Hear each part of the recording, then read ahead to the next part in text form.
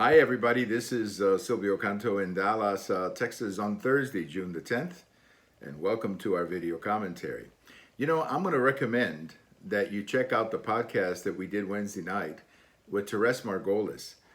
She is the chief editor of the Mexico Pulse News, which is a digital service of news in Mexico City. It's extremely good. It's very comprehensive. So I'm going to check out that you listen to that podcast because we spoke about the elections in Mexico, and we also spoke about the vice president's trip to Mexico City and Guatemala. Well, the vice president is probably back in Washington, D.C., and she did not have a good trip. I mean, let's just call it what it was. It was not a good trip. And it was not a good trip because there was nothing of substance that was done, number one. And number two, because the problem is not in Guatemala or in Mexico City. Now, I don't deny that these countries have problems. They've always had problems. But that's not why they're coming. They're coming because we opened the door. We opened the border. And if you do that, you're going to get a bunch of people coming up. Now, my conversations with Mexicans in Mexico is that Mexicans are very unhappy with the fact that the Biden administration did what it did because it has turned Mexico into basically a highway to come to the United States. And when you combine that with the fact that many of these people are being brought here by criminal elements, in other words, nobody goes from Guatemala to the US-Mexico border on their own. Now, somebody may have done that, but the reality is that a trip of that nature, we're talking about a 1,000-mile plus trip, and you got to go through Mexico, you got to go through a lot of difficult places. Nobody does that trip on their own.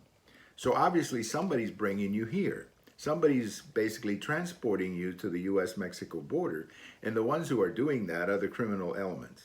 And they're making a ton of money. The US government's decision to open the border has become a bonanza for criminal elements, and that's a shame. And the Mexicans are angry about that. And the fact is that I'm sure that in private conversations that the vice president had with the president of Guatemala and the president of Mexico, that this came up. Now, publicly, of course, they have to maintain some diplomatic posture.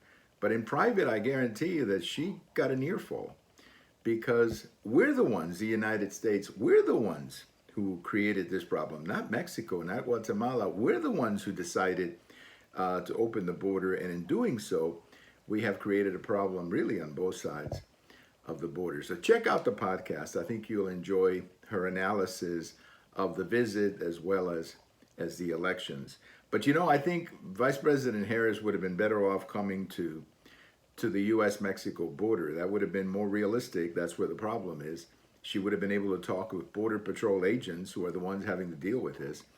And I think she would have been treated better by the governor of Texas than she was by the president of Mexico and the president of Guatemala. Thank you for watching. And if today is your birthday, happy birthday. Bye-bye, everybody.